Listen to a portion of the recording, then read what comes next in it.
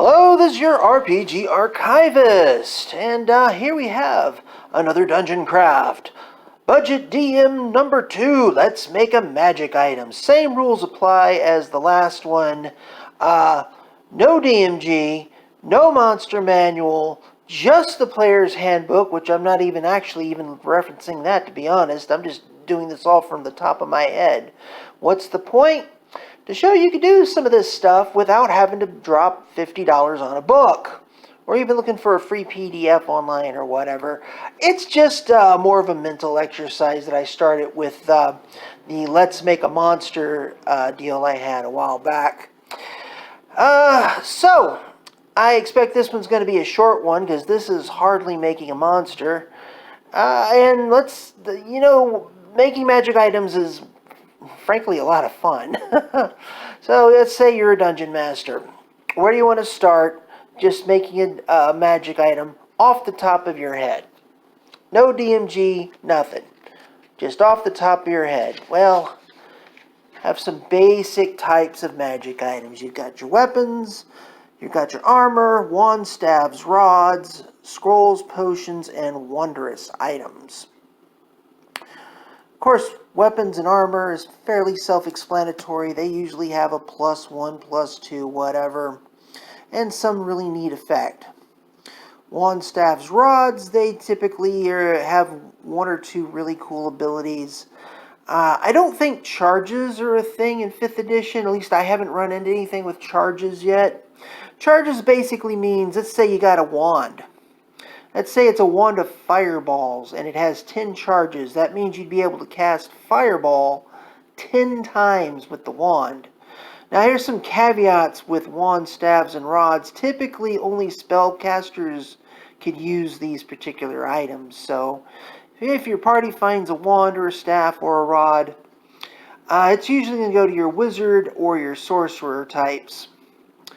Scrolls and potions are typically one-shot items that have some sort of an effect, usually a spell. So let's say you got a scroll of polymorph. You use that scroll one time, poof, polymorph, it's done, the scroll goes away. Same with potions. I think the most common potion in all of D&D, going all the way back to the beginning, potion of healing. Drink the potion, gain 1d6 hit points plus whatever, or 1d4. It all depends on the potion, really. And poof, you gain some hit points, and you can't take it again because you drank it all. It's gone. And of course, you got wondrous items, and I'm including like rings and amulets and things like that. So wondrous items, bags of holding, just weird things like that. Rings that give you protection, whatever. So that's your basic types of weapons. But they all have different effects. And I've got them listed like this. Passive and activated. We'll start there. Passive effects are like your pluses. Your +1s, your +2s. It's always on. Let's say you got a glowing sword, but you can't shut it off. That's a passive effect. It's always on all the time. And activated effects, they happen when you give a password, or a certain event happens, or let's say a weapon does an extra d6 of damage if it hits a zombie. That would be an activated effect. And then you got two other effects. You got types of effects. You got spell-like and weird. Spell-likes are easy. Let's say that effect, your activated effect, say light, which is a popular one for me anyway.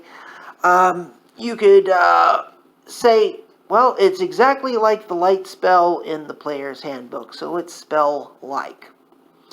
And weird effects are things that give flavor to the item, to the effect or the item, but it doesn't necessarily have a mechanic, and it doesn't actually affect anything. That will come up later. So those are your basic magic items. These are the basic rules I'm going by. I've made 3 magic items. And I'm going to start with the all popular, no, not the shield. Where's my sword? Hang on. I gotta find what I did with my sword. Oh wait, here it is. Thought I was gonna have to edit this. It's a short sword +1 named Seon. I think I'm pronouncing that right. Seon. I ought to be pronouncing it right. I came up with the name. It's a +1 short sword. That basically means to hit and damage, it adds an additional +1. You know, I don't remember if D&D is, how 5th edition is doing all the pluses in their magic items for sure. But old habits die hard, and I typically will go up as high as +5 on magic items, depending. It's got an activated effect. On a successful hit, the wielder may choose to use a bonus action to cast Fairy Fire on the target. So that's what you would call a spell-like effect. And the guy, he gets to choose whether or not that happens, but it has to happen on a successful hit. Means he's got to hit the target. And here's a description. Seon has a blade that looks to have a green cast to the metal. When its Fairy Fire ability is activated, the effect looks like green flame. A little call back to a little show I like to watch on YouTube sometimes. You know the one. You know the one. Anyway, that's my sword. Simple effect. It's unique. It's interesting. I like having effects on things that are different. So, oh, and why did I call it Seon? Well, this is kind of an interesting thing. This goes back to Tolkien. If you have a magic weapon of any kind and it doesn't have a name, name it. Makes it interesting. Just name the weapon, give it a description, do like I do, put it on an index card and carry it around. And it really adds to the game. Every magic weapon, especially if it's a sword, give it a name. All right, next item. Shield of Unseen Light. It is a +1 shield, giving the protector a +1 bonus to their AC. The activated effect, as a free action, the wielder of the shield may cause the shield to glow as if affected by a light spell. That's an interesting effect. Light is a cantrip, and it's centered specifically on the shield, so that's not overpowered in any way. But it has a weird effect. Now, here's something I liked. Now, this is what I wanted to give you an example of a weird effect. Let me read it first. Despite light clearly radiating from the shield itself does not glow. Shadows made by the light's effect are wholly unaffected. You could probably tell I just kind of scribbled all this really quickly. Save for the fact the shield casts no shadow itself, the shield does not glow. That is what I call a weird effect. Weird effects, and this weird effect will not affect the game mechanically in any way, shape, or form. It's just an interesting bit of flavor there that might make people curious of who made it, why'd they make it, why doesn't it glow? Because magic weapons that glow, they glow. You know what I'm saying? Description. Round shield that has an elaborate abstract design worked into it. The surface is silver-plated and polishes easily with a dry rag. Effectively meaning it's easy to clean. That could be considered a weird effect in and of itself if you like. So, that's a nice, simple, quick little magic item there. And finally, I'm going to get to the Ring of Waking. You know what? Let me explain this one. This is one that I made for a game.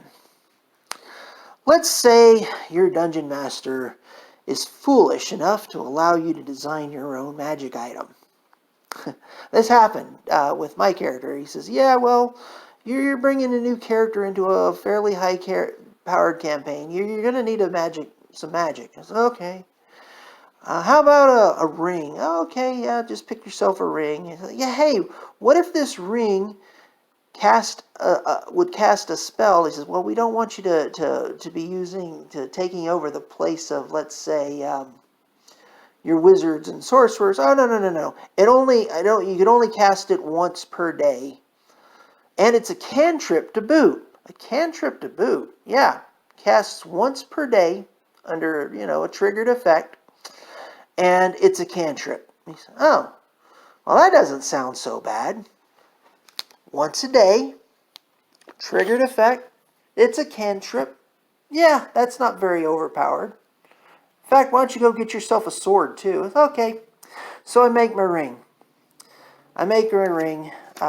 In this case, I called it something different in the game, but for these purposes, I'm calling it the Ring of Waking. The activated effect.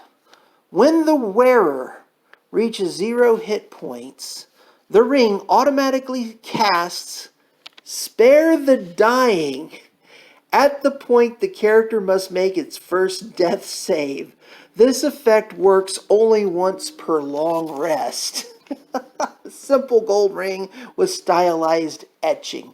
It was a couple of sessions before the dungeon master realized his mistake. But it was fun. It's a nice effect. It's not too OP.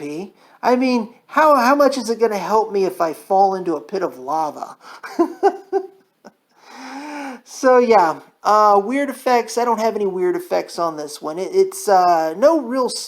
The spell-like ability is the Spare the Dying, and that's its activated effect, or triggered effect as I just called it.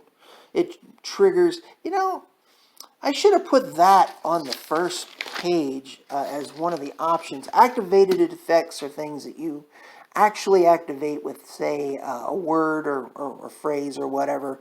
Triggered effects just happen when an event happens. Yeah, I should have wrote that down. Oh well. This is your budget DM, so you could expect holes like that. I was going to throw in a couple of cursed items for shits and giggles. Oh shoot, I just said that word. Yeah, well, public content, not children's content, so I'm going to leave it in there. But I decided since 5th edition isn't real big on the cursed items, then I'll just leave that out. And they were getting a little elaborate, because I don't know why, but when I do cursed items, I like to be really elaborate with my cursed items. But effectively, a cursed item has something that is not beneficial, and you generally can't easily get rid of it without a remove curse or performing some sort of a quest. Anyway, I guess that sums it up. Not a bad little run here. Not quite 14 minutes. This is your RPG Archivist with your Budget DM segment. And so yeah,